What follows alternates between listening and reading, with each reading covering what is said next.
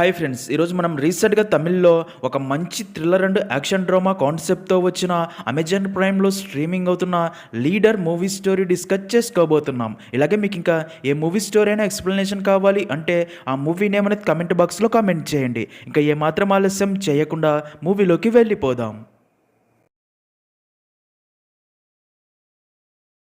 Movie start అవ్వగానే చెన్నైలోని ఒక సీక్రెట్ స్పై ఏజెన్సీలో పనిచేసే 5 మంది వ్యక్తుల్ని చూపిస్తారు. అప్పుడే అందులోని ఒక వ్యక్తి ఎవరితోనో కాల్ మాట్లాడుతూ కలకత్తా పోర్ట్లో ఏదో జరగబోతుంది సార్, కంటైనర్ యార్డ్ నుండి కొంత ఇన్ఫర్మేషన్ గ్యాదర్ చేశాము, ఇందులో ఏదో ఫారెన్ కార్టెల్ ఇన్వాల్వ్ అయ్యిందని తెలిసింది, దీనంతటికీ బ్రెయిన్లా ఉండి పనిచేసేలాగా సస్పీషియస్గా ఒక వ్యక్తి ఎంటర్ అయ్యాడు, అతని ఫోటో మేము ట్రేస్ అవుట్ చేశాము, అది 3 ఐడెంటిటీస్తో మ్యాచ్ అవుతుంది, వాడు ఏం చేయబోతున్నాడో మాకు ఏం తెలియటం లేదు, అతని ఫోటో మీకు సెండ్ చేస్తున్నాను, ఇంకా ఈ ఫారెన్ కార్టెల్ ఒక పెద్ద సిండికేట్, వారిలో మన అండర్ కవర్ స్ప్రై రాకీ వాడితో కలిసిపోయి పనిచేస్తూ అక్కడ ఏం జరిగినా సరే సీక్రెట్గా ఇన్ఫర్మేషన్ ఇస్తున్నాడు అని చెప్తూ ఉండగా అప్పుడే రాకీ హాంకాంగ్లో సిండికేట్ మెంబర్స్తో ఒక మీటింగ్ జరుగుతూ ఉండగా రాకీ అక్కడ జరిగేదంతా స్పై కెమెరా ద్వారా లైవ్ స్పై ఏజెన్సీకి చూపిస్తూ ఉంటాడు. అప్పుడే ఆ సిండికేట్ మెంబర్లో ఒక వ్యక్తి వారితో మన ప్లాన్స్ అన్ని ఇండియాలోని ఒక స్పై ఏజెన్సీ కనిపెట్టేసిందంట, మనకి బ్రెయిన్లా ఉండి పనిచేస్తాను అని చెప్పిన డెవిల్ ఇంకా ఏం చేస్తున్నాడు, అసలు డెవిల్ మన పనికి కరెక్టేనా అని మాట్లాడుకుంటూ ఉండగా ఇంకప్పటికే తమలో వాడిగా కలిసిపోయే ఇండియాలోని స్పై ఏజెన్సీకి ఇన్ఫర్మేషన్ ఇస్తున్న రాకీ గురించి తెలుసుకున్న డెవిల్ రాకీ పేరుతో ఇండియాలోని స్పై ఏజెన్సీకి ఒక పార్సల్ పంపగా ఆ పార్సల్ రాకీ పంపాడనుకుని వారు ఓపెన్ చేయగా అందులో ఆర్డిఎక్స్ ఉండి బ్లాస్ట్ అయ్యి అక్కడ అందరూ చనిపోతారు. మరోపక్క అప్పుడే డెవిల్ ఆ మీటింగ్ దగ్గరికి వచ్చి మనలో కలిసిపోయి మనల్నే మోసం చేస్తుంది ఎవడో కాదు రాకీ అని తన దగ్గర ఉన్న స్పై కెమెరా తీసి పడేసి అక్కడ నీ వాళ్ళందరూ చనిపోయారు, ఇంకా నీ వంతే అని రాకీని వారందరి ముందే దారుణంగా చంపి వారితో ఇది నా డ్రీమ్ ప్రాజెక్ట్, దీనికి ఎవరికీ అప్పగించను, ఎవరు అడ్డు వచ్చినా సరే చేసి చూపిస్తాను అని చెప్తాడు. తర్వాత థాయిలాండ్ పోర్ట్ నుండి డెవిల్ సాల్ట్ అనే వ్యక్తికి ఫోన్ చేసి కంటైనర్ ఓడలో ఎక్కింది, 2 రోజుల్లో తుతుక్కుడి పోర్టుకి వస్తుంది అని చెప్తాడు. అలా 2 రోజుల తర్వాత కంటైనర్ తుతుక్కుడి పోర్టుకి చేరుకోగా సాల్ట్ డెవిల్కి ఫోన్ చేసి కంటైనర్ చేరింది అనగా దానికి డెవిల్ నేను ఏం చెయ్యాలో చెప్పే వరకు అది అక్కడే ఉండని కంటైనర్ జాగ్రత్త అని చెప్తాడు. ఇంతకీ ఆ కంటైనర్లో ఏముందో స్టోరీ ముందుకు వెళ్లే కొద్దీ తెలుస్తుంది. అయితే ఆ పోర్టులో పనిచేసే కస్టమ్స్ ఆఫీసర్కి ఆ కంటైనర్లో ఏదో ఇల్లీగల్ సరుకు ఉందని అర్థమయ్యే దాన్ని ఓపెన్ చేసి చూపించమని పట్టుబట్టడంతో సాల్ట్ తనని దారుణంగా చంపేస్తాడు. సీన్ కట్ చేస్తే మన మూవీలో మెయిన్ క్యారెక్టర్ అయిన శక్తివేల్ని చూపిస్తారు. శక్తివేల్ తుతుక్కుడిలోని ఒక మెకానిక్ షాప్లో మెకానిక్గా పనిచేస్తూ ఉంటాడు. ఇక్కడే మనకు తెలిసే ఒక విషయం ఏంటంటే శక్తివేల్ భార్య చనిపోగా వారికి ఒక కూతురు ఉంటుంది, తన పేరు ఐరా.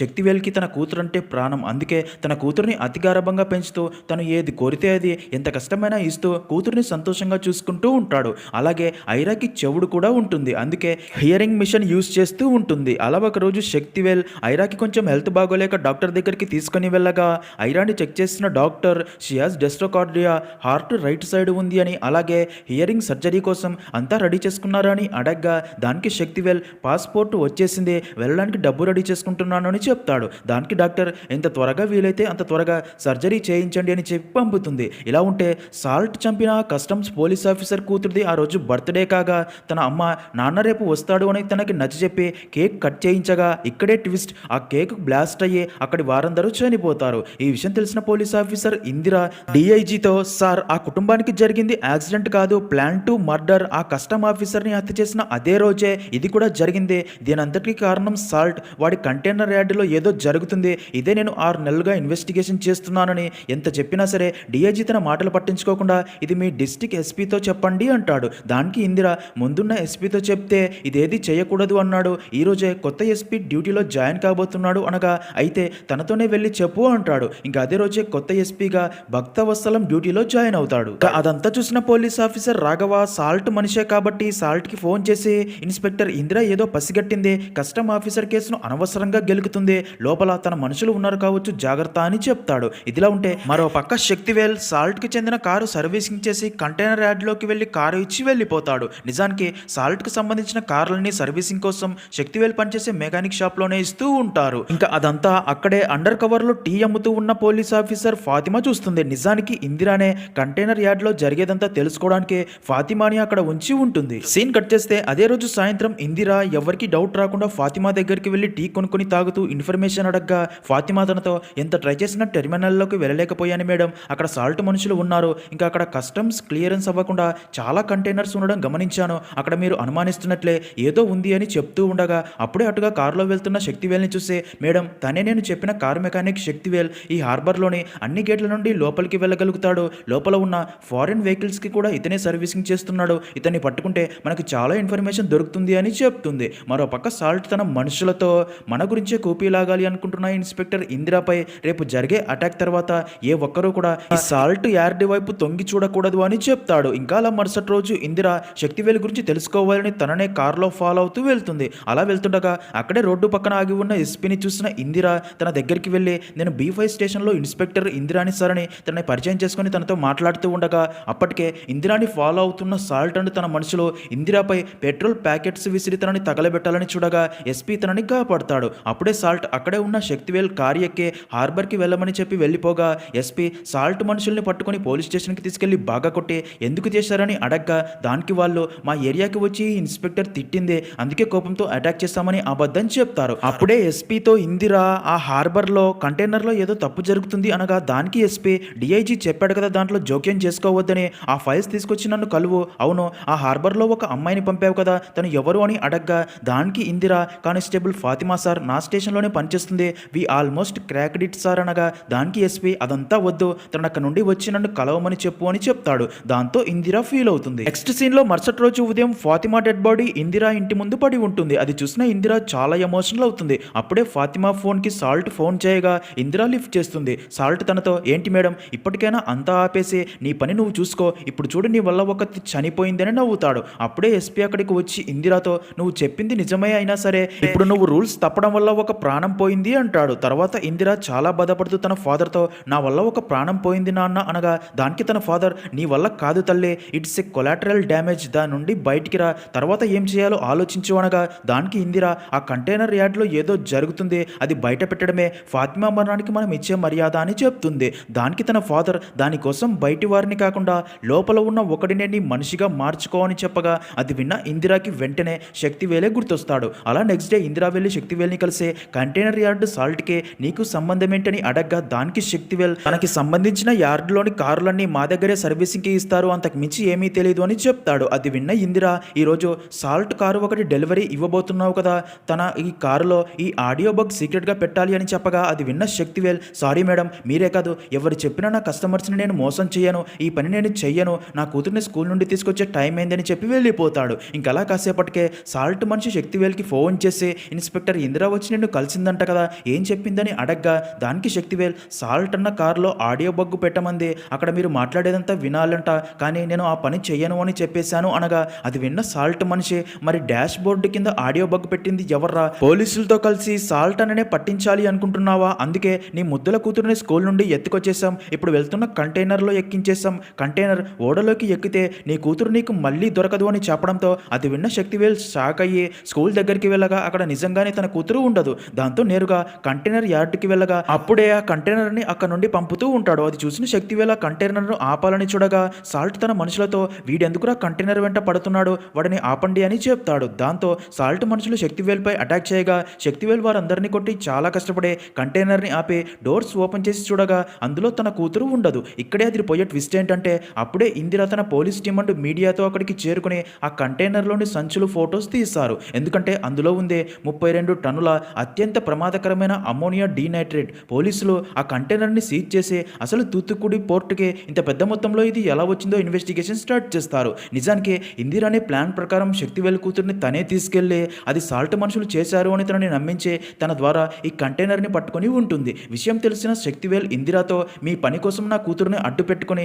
ఇలా గేమ్ ఆడడం చాలా తప్పు మేడం అనగా దానికి ఇందిరా, సారీ శక్తివేల్ ఆ కంటైనర్ని పట్టుకోవడానికి నాకు మరో దారి లేదు, అందుకే ఇలా చేస్తే అంటుంది. ఇంకా ఈ విషయం తెలిసిన డెవిల్ సాల్ట్కి ఫోన్ చేసి సీరియస్ కాగా సాల్ట్ తనతో, కంటైనర్ ఎస్పీ ఆఫీస్లో ఉంది, ఎలాగైనా దాన్ని బయటికి తీసుకొస్తాను, మీరేం టెన్షన్ పడకండి అని చెప్తాడు. సీన్ కట్ చేస్తే శక్తివేల్ అలా గ్యారేజ్కి రాగా తనను చూసిన ఓనర్, ఆ సాల్ట్ రాక్షసుడు, నువ్వు పోయి తనతోనే పెట్టుకున్నావు, నువ్వు ఇంకెక్కడ ఉండడం సేఫ్ కాదు, ఇక్కడ నుంచి వెళ్ళిపో అని చెప్పగా దానికి శక్తివేల్, ఇందులో నా తప్పేమీ లేదు, ఆ ఇన్స్పెక్టరే నా కూతుర్ని అడ్డు పెట్టుకుని నాతో ఇలా చేయించింది అంటాడు. అది విన్న తన ఓనర్, ఏది ఏమైనా కానీ ఇంకా నువ్వు ఇక్కడ ఉండడం సేఫ్ కాదు, నీ కూతురు కోసమైనా ఇక్కడ నుండి వెళ్ళిపో అనడంతో శక్తివేల్ తన కూతురు కోసం అక్కడ నుండి వెళ్ళిపోవాలి అనుకుంటాడు. మరో పక్క డెవిల్ సాల్ట్కి ఫోన్ చేసి, నా కంటైనర్ని పట్టుకున్నాడు, మామూలు మామూలు మెకానిక్లా లేడు, అనవసరంగా విషయం బయటపడుతుందేమో, నేను బయలుదేరుతున్నా, నేను వచ్చేదాకా ఎలాంటి పెంట చెయ్యకు అంటాడు. మరో పక్క ఎస్పీ శక్తివేల్ని కలిసి మాట్లాడి రేపు ఉదయం ఆఫీస్కి వచ్చి నన్ను కలువు అని చెప్పి అలాగే మీడియాతో ఈ కంటైనర్ వెనుక ఎవరు ఉన్నా సరే త్వరలోనే పట్టుకుంటామని చెప్తాడు. మరో పక్క శక్తివేల్ తన కూతురిని తీసుకొని ఆ ఊరు వదిలి కారులో వెళ్ళబోగా అప్పుడే సాల్ట్ తనకి ఫోన్ చేసి నువ్వు మామూలు మెకానిక్ అనుకున్నా, కానీ నాకు దగ్గర అవ్వటానికి మరో కారణం ఉందని ఇప్పుడే అర్థమైంది. ఒక పిల్ల కోసం ఆ పోలీస్ చెప్పినట్లు చేశావు కదా, ఇప్పుడు ఇంకొక పిల్లని చూపిస్తా చూడు అని హాస్పిటల్ నుండి తీసుకెళ్లిన మరొక అమ్మాయిని చూపించగా తనని చూసిన శక్తివేల్ షాక్ అవుతాడు. ఇప్పుడు ఈ పిల్ల ప్రాణాలతో నీకు కావాలి అంటే పోలీసులు పట్టుకున్న ఆ కంటైనర్ని నువ్వే విడిపించాలి. ఎస్పీ ఆఫీస్ దగ్గర ఉన్న కంటైనర్లో సరుకు లేదు, ఎస్పీ ఆ లోడున్న కంటైనర్ని ఎక్కడ దాచాడో తెలీదు, నువ్వే దాన్ని కనిపెట్టి నేను చెప్పిన లొకేషన్కి రాత్రిలోగా తీసుకుని రావాలి, లేదంటే ఈ పాపని చంపేస్తామని చెప్పడంతో అది విన్న శక్తివేల్ ఎలాగైనా నీ కంటైనర్ కనిపెట్టి నీ దగ్గరికి తీసుకొని వస్తాను అని చెప్తాడు. అప్పుడే తన దగ్గర ఉన్న అమ్మాయి తనతో అంకుల్ అనుషాని ఎలాగైనా కాపాడండి అని చెప్తుంది. అప్పుడే బాగా ఆలోచించిన శక్తివేల్కి ఎస్పీ ఆ సరుకు ఉన్న కంటైనర్ని సేఫ్గా ఉంచేందుకు లోడుతో ఉన్న కంటైనర్తో పాటు మరో 2 ఎంటీ కంటైనర్లని సిటీలోని ఒక దారిలో ట్రావెల్ చేయిస్తున్నాడు అని తెలిసి సాల్ట్కి ఫోన్ చేసి సేమ్ అదే మోడల్ కంటైనర్లు పంపమని చెప్పి ఎస్పీ పంపిన లోడ్ గల కంటైనర్ల రూట్ కనిపెట్టి పక్కా ప్లాన్ ప్రకారం ఆ కంటైనర్లతో ఈ కంటైనర్లను కలిపేసి వాటిని రౌండప్ చేసి ఆ కంటైనర్ల డ్రైవర్లను కొట్టి లోడ్ ఉన్న కంటైనర్ని తీసుకుని నేరుగా సాల్ట్ దగ్గరికి వెళ్తాడు. అలా శక్తివేల్ కంటైనర్ తీసుకుని సాల్ట్ ఉన్న లొకేషన్కి వెళ్ళగా ఇక్కడే ట్విస్ట్ ఏంటంటే అప్పటికే ఎస్పీ సాల్ట్ లొకేషన్ కనిపెట్టి అక్కడికి వచ్చి సాల్ట్ తలకి గన్ గురిపెట్టి శక్తివేల్ కంటైనర్ తీసుకుని రాగానే మెజిస్ట్రేట్ అండ్ చెకింగ్ టీమ్ని అక్కడికి రప్పించి కంటైనర్లో ఉన్నది అమోనియం డీనైట్రేట్ అని కన్ఫర్మ్ అయితే సాల్ట్ని రెడ్ హ్యాండెడ్గా అరెస్ట్ చేయాలి అనుకుంటాడు. అయితే ఇక్కడే అదిరిపోయే ట్విస్ట్ ఏంటంటే కంటైనర్లోని సరుకు టెస్ట్ చేసిన వారు అందులో ఉన్నది వ్యవసాయానికి ఉపయోగించే మామూలు అమోనియా నైట్రేట్ మాత్రమే అని ఆ కంటైనర్ని ఇంకా రిలీజ్ చేయమని చెప్పి మెజిస్ట్రేట్ అక్కడ నుండి వెళ్ళిపోతాడు. దాంతో ఎస్పీ షాక్ అవుతాడు. సాల్ట్ ఎస్పీని చూసి నవ్వి శక్తివేల్ని కంటైనర్ తీయమంటాడు. దానికి ఎస్పీ శక్తివేల్ మీద పోలీస్ ఎంక్వైరీ ఉంది, నీ కంటైనర్ తీసుకుని నువ్వు వెళ్ళు అనడంతో సాల్ట్ కంటైనర్ తీసుకుని అక్కడ నుండి వెళ్ళబోగా అక్కడే కార్లో ఉన్న పాపని చూసిన శక్తివేల్ తన దగ్గరికి వెళ్తాడు. అయితే ఇక్కడే రివీల్ అయ్యే మైండ్ బ్లాక్ అయ్యే ట్విస్ట్ ఏంటంటే శక్తివేల్ గురించి డీప్ ఎంక్వైరీ చేసిన ఇన్స్పెక్టర్ ఇందిరాకి మైండ్ బ్లాక్ అయ్యే విషయం తెలిసి అప్పుడే ఎస్పీకి ఫోన్ చేసి ఢిల్లీ సైబర్ వింగ్ బ్రాంచ్కి శక్తివేల్ ఫోటో పంపగా వారు తన గురించి పూర్తి డీటెయిల్స్ ఇచ్చారు అని, 7 సంవత్సరాల ముందు తను ఒక సీక్రెట్ ఏజెన్సీలో పనిచేశాడు అని, ఇప్పుడు ఆ ఏజెన్సీలో ఒక్కరు కూడా ప్రాణాలతో లేరు, ఇంకా ఇంటర్నేషనల్ క్రైమ్ రికార్డ్స్ ప్రకారం 6 సంవత్సరాలు ఒక అన్డిస్క్లోజ్డ్ లొకేషన్లో వాడు జైల్లో ఉన్నాడు, వాడు ఒక రూత్లెస్ మ్యాన్, వాడి లైఫ్ మార్చేసింది ఒక అమ్మాయే, ఆ అమ్మాయి వాడిని పెళ్లి కూడా చేసుకుంది, అయితే ఈ రాక్షసుడు ఆ అమ్మాయిని తన చేతులతోనే చంపేశాడు అని చెప్తుంది. అది విన్న ఎస్పీ కూడా షాక్లో ఉండగా మరో పక్క అప్పుడే సాల్ట్కి డెవిల్ ఫోన్ చేసి నేనే ఆ మెజిస్ట్రేట్ ఇంకా అఫీషియల్స్తో మాట్లాడి కవర్ చేశాను, నువ్వు ఆ కంటైనర్ని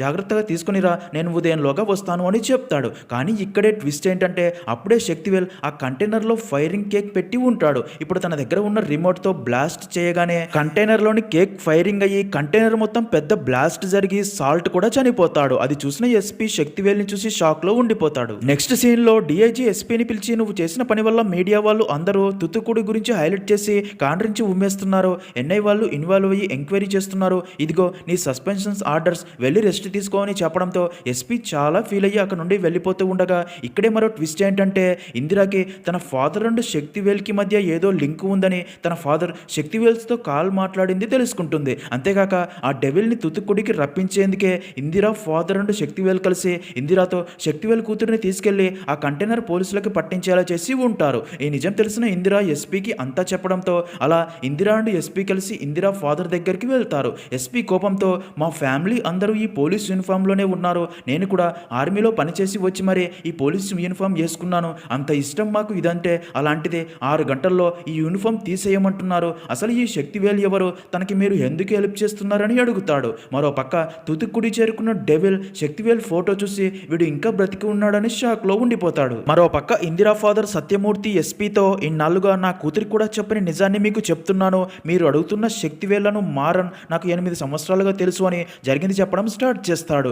12 మ్యాన్ స్క్వాడ్ అనే 12 మంది ఏజెన్సీకి లీడరే ఈ మారన్. ఈ 12 మ్యాన్ స్క్వాడ్ ప్రత్యేకమైంది, వీరికి ఎలాంటి రూల్స్ ఉండవు, చూడ్డానికి నార్మల్గా కనిపించినా సరే ఎక్స్ట్రాడినరీ స్కిల్స్ ఉంటాయి, ఎక్కడైనా సరే ఇన్ఫిల్ట్రేట్ చేయగలరు. వీరి పని ఏంటంటే రా అండ్ మిలిటరీలోని డబుల్ క్రాస్ చేసేవారిని వారి కుటుంబాలకే తెలియకుండా చంపేయడం. ఈ 12 మ్యాన్ స్క్వాడ్లో చివరిగా చేరింది మీరానే. నిజానికి మీరా ఎన్డీఏకి చెందినది కాగా ఒక ఆపరేషన్లో ఒక ఉగ్ర ఉగ్రవాది మీరా తలకి గన్ గురిపెట్టి తనని వదిలేయకపోతే తనని చంపేస్తా అంటాడు. దాంతో మారన్తో తన చీఫ్ వాడు చాలా డేంజరస్, మీరా ప్రాణాలు పోయినా పర్లేదు కానీ వాడు మాత్రం తప్పించుకోకూడదు, వాడి వల్ల ఎంతోమంది ప్రాణాలు అపాయంలో ఉన్నాయని చెప్పినా సరే మారన్ తన ప్రాణాలు రిస్క్లో పెట్టి మరీ మీరాని కాపాడి ఉగ్రవాదిని చంపేస్తాడు. ఇంకా ఆ ఉగ్రవాదిని పట్టించడానికి మీరా తను చనిపోవడానికి కూడా రెడీ అవ్వడంతో తన ధైర్యానికి నచ్చి తనని కూడా 12 మ్యాన్ స్క్వాడ్లో జాయిన్ చేసుకుని ఉంటారు. అప్పుడే మీరా మారన్ దగ్గరికి వచ్చి నన్ను ఆ రోజు ఎందుకు షూట్ చేయలేదని అడగ్గా దానికి మారన్ అది ఎందుకో నాకు కూడా తెలియదు, జీవితాంతం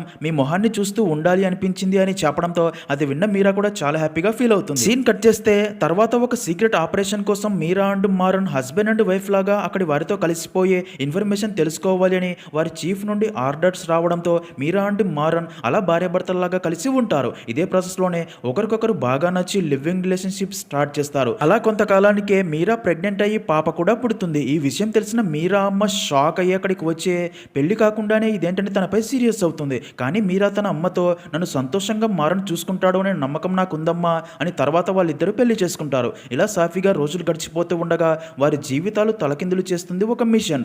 చరణ్ రాజ్ అనే వ్యక్తి పాకిస్తాన్లో రా ఏజెంట్గా పనిచేసి ఇండియాకి వ్యతిరేకంగా పనిచేస్తూ ఉంటాడు. అయితే తన సీక్రెట్ లొకేషన్ గురించి 12 మ్యాన్ స్క్వాడ్కి తెలిసి అక్కడికి వెళ్ళి దాడి చేసి చరణ్ రాజ్ని చంపేస్తారు. కానీ అప్పటికే చరణ్ రాజ్ తన కొడుకుని అక్కడ నుండి పారిపోయేలా చేసి ఉంటాడు. అయితే చరణ్ రాజ్కి కొడుకు ఉన్నాడు అన్న విషయం మారన్ అండ్ టీంకి తెలియదు. అయితే ఆ తర్వాత నుండి 12 మ్యాన్ స్క్వాడ్లో ఉన్న ఒక్కొక్కరు మర్మంగా చనిపోవడం స్టార్ట్ అవుతుంది. దాంతో ఈ హత్యల వెనుక ఎవరు ఉన్నారో తెలియక మారన్ అండ్ టీం వాడికి డెవిల్ అని వారే పేరు పెట్టి ఆ డెవిల్ని కనిపెట్టేంత వరకు తాము కలిసి మళ్ళీ పని చేయకూడదు అనుకుంటారు. అయితే అదే టైంకే ఎలేగియాలో క్రైసిస్ వస్తుంది. అప్పుడే ఆర్మ్డ్ రెబల్స్ ఒక ఇన్స్టిట్యూట్ని సీజ్డ్ చేయగా అందులో చదువుతున్న 42 మంది భారతీయ విద్యార్థులు హోస్టేజెస్గా చిక్కుకోగా అక్కడి గవర్నమెంట్ ఏమీ చేయలేని పరిస్థితి. దాంతో వారి పేరెంట్స్ తమ పిల్లల్ని ఎలాగైనా కాపాడమని గవర్నమెంట్ రిక్వెస్ట్ చేస్తారు. ఆ క్లిష్ట పరిస్థితుల్లో ఎంబెస్సీ ఆఫీసర్గా ఉన్న ఇందిరా ఫాదర్ సత్యమూర్తి ఇండియన్ గవర్నమెంట్కి అది ఇన్ఫార్మ్ చేస్తాడు. దాంతో అలా ఇండియన్ స్టూడెంట్స్ ప్రాణాలు కాపాడడానికి ఆ 12 మ్యాన్ టీం మళ్ళీ ఒకటిగా కలిసి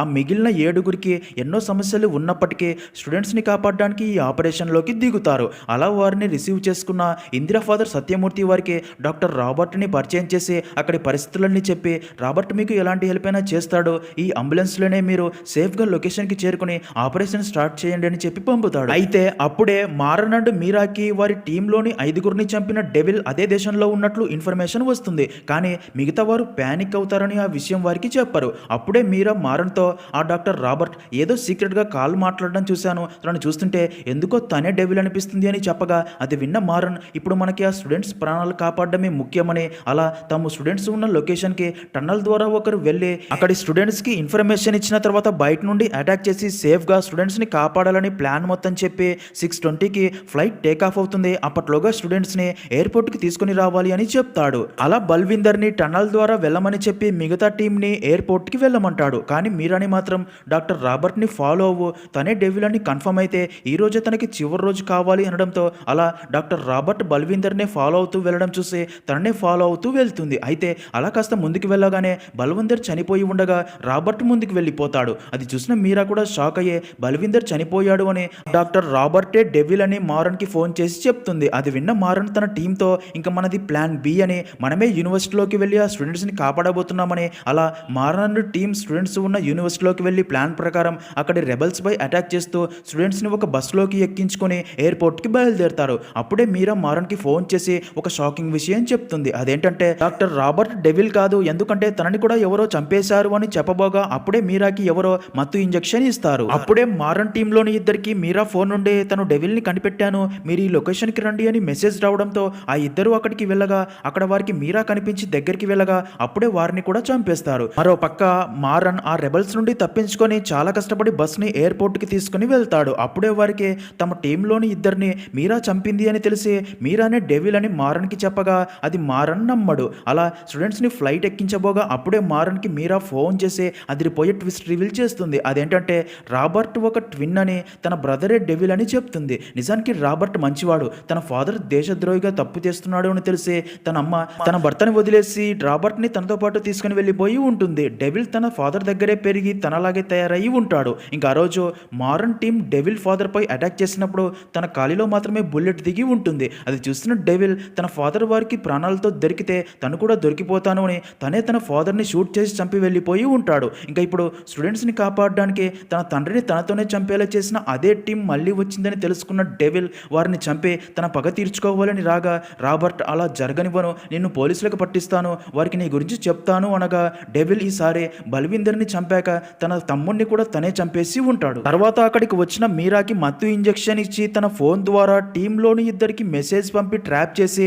అక్కడికి వచ్చిన వారిని డెవిలే చంపేసి ఉంటాడు. అలా మీరా అంతా చెప్పి నేను వాడి నుండి తప్పించుకొని ఎయిర్పోర్ట్కి వస్తున్నానని చెప్తుంది. అయితే అది చూసిన మిగతా ఇద్దరు ఆ మీరానే నాకు కాల్ చేసింది, తనే డెవిల్ మనలోనే ఉండి మన వారినే చంపింది అని వారి చీఫ్కి కాల్ చేసి చెప్పగా వారి చీఫ్ మారన్తో మీరా ఉన్నంత వరకు ఈ ఆపరేషన్ కంప్లీట్ అవ్వదు, ఎలిమినేట్ హెర్ అనగా మారన్ ఎంతో నచ్చ చెప్పడానికి ట్రై చేసినా సరే ఫ్లైట్ టేక్ ఆఫ్ అవుతుంది, 42 మంది స్టూడెంట్స్ ప్రాణాలా లేక నీ భార్య ప్రాణమా ఆలోచించుకోనడంతో మారన్ చీఫ్కి నిజం చెప్పేంత టైం లేకపోవడంతో తననే అందరూ డెవిల్ అనుకుంటున్నారు అని అక్కడికి పరిగెత్తుకుంటూ వస్తున్న మీరాని చూసి చాలా ఎమోషనల్ అయ్యి తనని షూట్ చేసి చంపేస్తాడు. ఇంకా అలా అప్పుడే స్టూడెంట్స్ అందరినీ ఫ్లైట్ ఎక్కిస్తూ ఉండగా అప్పుడే డెవిల్ అక్కడికి వచ్చి వారిపై అటాక్ చేస్తాడు. మారన్ టీంలోని మిగతా ఇద్దరు ఈ అటాక్ లో తమ ప్రాణాలు కోల్పోగా మారన్ స్టూడెంట్స్ ని ఫ్లైట్ ఎక్కిస్తాడు. అయితే అప్పుడే అక్కడి పోలీస్ ఫోర్స్ చేరుకుని ఆ ఫ్లైట్ ని ఆపాలని చూడగా మారన్ ఒక పోలీస్ ఆఫీసర్ ని షూట్ చేయడంతో అక్కడి పోలీసులు తనని కూడా అరెస్ట్ చేసి ఉంటారు. అలా 6 సంవత్సరాలు అక్కడే జైలు శిక్ష అనుభవించి ఉంటాడు.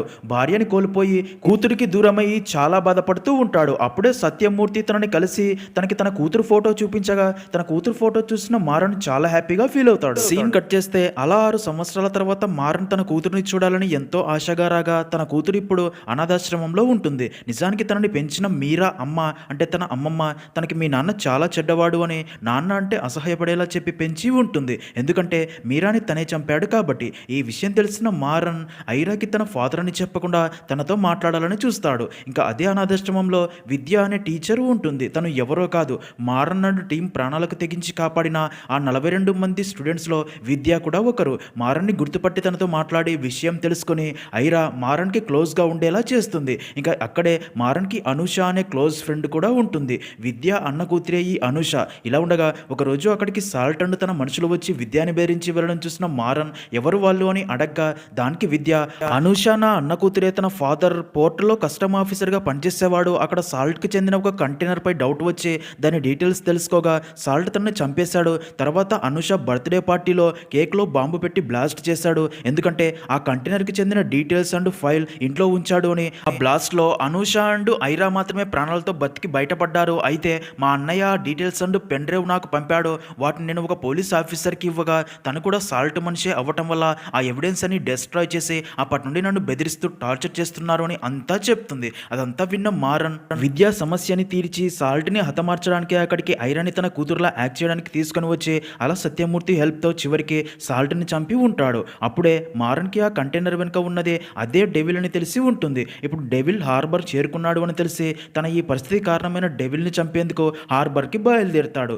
మరో పక్క సత్యమూర్తి చెప్పిందంతా విన్న ఎస్పీ ఆ మారన్ని ఎలాగైనా పట్టుకుంటానని అలా మారన్ని వెతుక్కుంటూ వెళ్తాడు. ఇక్కడే మరో ట్విస్ట్ ఏంటంటే అప్పుడే ఇందిరాతో తన ఫాదర్ నన్ను క్షమించి తల్లి, రాబర్ట్ చనిపోయిన విషయం నీకు చెబితే నువ్వు తట్టుకోలేవు అనే తను కనిపించలేదు అని చెప్పాను అనగా ఇందిరా చాలా ఎమోషనల్ అవుతుంది. నిజానికి ఇందిరా అండ్ రాబర్ట్ ప్రేమలో ఉంటారు కాబట్టి. మరో పక్క డెవిల్ సిండికేట్ మెంబర్స్తో మాట్లాడగా ఇక్కడే మనకు తెలిసే ఒక విషయం ఏంటంటే అసలు వారి ప్లాన్ ఏంటంటే తూతుక్కుడి హార్బర్ ఈ దేశ ఆర్థిక పరిస్థితిని నిర్ణయించే ఒక ముఖ్యమైన సముద్ర మార్గమని, ఈ హార్బర్ యొక్క ఎక్స్టెన్షన్ వారి క్లయింట్స్కి పెద్ద లాస్ తెచ్చిపెడుతుందని, అంతేకాక వారి బిజినెస్లకు కూడా చాలా పెద్ద ఛాలెంజింగ్గా ఉంటుందని ఆలోచించే అందుకే ఆ హార్బర్ని సర్వనాశనం చేయాలనే ప్లాన్ ప్రకారం పెద్ద మొత్తంలో అమోనియం డీనైట్రేట్ కంటైనర్ని తీసుకొని వచ్చి ఉంటారు. ఇంకా డెవిల్ తన మనుషులకి ఫోన్ చేసి మనం అనుకునే టైం దాకా వెయిట్ చేస్తే మనకే ప్రాబ్లం, ఇంకో 2 గంటల్లో ప్లాన్ ఎగ్జిక్యూట్ చేయండి, హార్బర్లో ఒక్క ముక్క కులం మిగలకుండా సర్వనాశనం అవ్వాలని, కంటైనర్స్ ఆల్రెడీ బయలుదేరాయని చెప్తాడు. మరో పక్క హార్బర్ దగ్గరికి బయలుదేరిన మారన్ని ఎస్పీ పట్టుకుని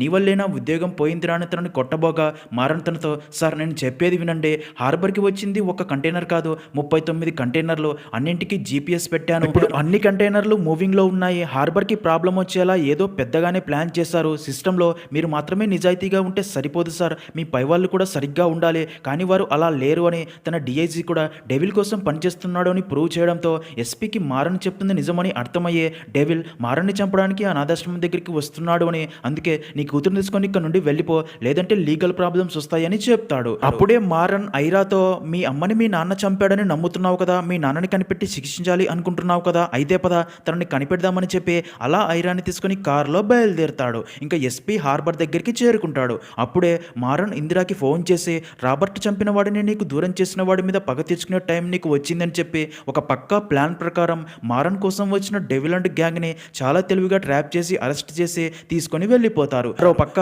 హార్బర్లో బ్లాస్ట్ కోసం అన్ని రెడీ చేసుకుని డెవిల్ కాల్ కోసం తన మనుషులు వెయిట్ చేస్తూ ఉండగా అప్పటికే మారన్ చెప్పిన జీపీఎస్ ఇన్ఫర్మేషన్ ఆధారంగా ఎస్పీ తన ఫ్యామిలీకి చెందిన పోలీస్ డిపార్ట్మెంట్లోని అందరినీ హార్బర్ దగ్గరికి తీసుకుని వెళ్ళి ఆ కంటైనర్లకి సెట్ చేసి ఉంచిన బాంబులన్నీ డిస్మాండిల్ చేసి డెవిల్ మనుషుల్ని పట్టుకుని అరెస్ట్ చేసి అదే విషయం మారన్కి చెప్పగా మిషన్ కంప్లీట్ అని హ్యాపీగా ఫీల్ అయ్యి తన కూతుర్ని తీసుకుని ట్రైన్లో బయలుదేరగా ఇక్కడే మరో అదిరిపోయే ట్విస్ట్ ఏంటంటే అప్పుడే అక్కడికి డెవిల్ లాగే ఉన్న వ్యక్తి తన మనుషులతో మారన్పై అటాక్ చేయగా తనను చూసిన మారన్ షాక్లో ఉండిపోతాడు. అప్పుడే డెవిల్ నవ్వుతూ ఏంటి కన్ఫ్యూజ్ అయ్యావా, నీకు ఒక స్టోరీ చెప్పాలి, మేము ట్విన్స్ కాదు మొత్తం ముగ్గురం, రాబర్ట్ని మాత్రమే అమ్మ తీసుకుని వెళ్ళిపోయింది, నేను నా బ్రదర్ మా నాన్న దగ్గరే పెరిగాము అంటాడు. అలా డెవిల్ అంటూ తన మనుషులు మారన్ని దారుణంగా కొట్టి ఐరా చేతికి బాంబు వాచ్ సెట్ చేసి మరో 3 నిమిషాల్లో అది బ్లాస్ట్ అయ్యే నీ కళ్ళ ముందే నీ కూతురు చనిపోతుంది అనగా అది విన్న మారన్కి చాలా కోపం వచ్చి డెవిల్ అంటూ తన మనుషుల్ని దారుణంగా కొట్టి అలా భారీ ఫైట్ తర్వాత చివరికి ఐరా చేతికి ఉన్న బాంబు వాచ్ తీసి అది డెవిల్ చేతికి పెట్టి తనతో ఇప్పుడు నీకు ఒక కథ చెప్తాను అని ట్విస్ట్ రివీల్ చేస్తాడు. నిజానికి ఐరా లాగే మీరాకి కూడా హార్ట్ రైట్ సైడే ఉంటుంది. ఆ రోజు మారన్ లెఫ్ట్ సైడ్ కాల్చి ఉంటాడు. అందుకే తర్వాత తనని హాస్పిటల్కి తీసుకెళ్ళగా బ్రతికి ఉంటుంది. తర్వాత మారన్ని అక్కడి పోలీసులు అరెస్ట్ చేసి ఉంటారు. ఇంకా మీరా గురించి ఎవరికీ తెలియద్దు అని ఒక లేడీ శవానికి మీరా ఫేస్ మాస్క్ పెట్టి అందరినీ మీరా చనిపోయినట్లు నమ్మించి ఉంటారు. అలా వాచ్ బ్లాస్ట్ అయ్యి డెవిల్ చనిపోయేలా చేస్తాడు. ఇదిలా ఉంటే మరో పక్క ఇందిరాను తన టీం డెవిల్ని కారులో తీసుకెళ్తూ ఉండగా డెవిల్ పోలీసులని కొట్టి ఇందిరాని కూడా చంపి అక్కడ నుండి తప్పించుకోవాలి అనుకోగా ఇందిరా రాబర్ట్ని చంపిన విషయం గుర్తు చేసుకొని తన గన్తో తనని షూట్ చేసి చంపేస్తుంది. సీన్ కట్ చేస్తే ఎస్పీ ట్రైన్లో చనిపోయిన అందరూ హార్బర్ని బ్లాస్ట్ చేయడానికి వచ్చిన తీవ్రవాదులే అని మిగతా డీటెయిల్స్ త్వరలోనే చెప్తాను అని మీడియాకి చెప్తాడు. ఇంకా మూవీ ఎండింగ్లో మారన్ ఐరాని మీరా దగ్గరికి తీసుకుని వెళ్ళగా మీరా అండ్ ఐరా చాలా ఎమోషనల్ అవుతారు. అప్పుడే ఐరాకి మారనే తన ఫాదర్ అని తెలిసి ఏడుస్తూ ఇన్ని రోజులు నాకు ఎందుకు చెప్పలేదు నాన్న అని తనని హక్ చేసుకుంటుంది. అలా మారన్ తన ఫ్యామిలీతో కలిసి అక్కడే హ్యాపీగా సెటిల్ అవుతాడు. అలా అక్కడితో మూవీ ఎండ్ అవుతుంది.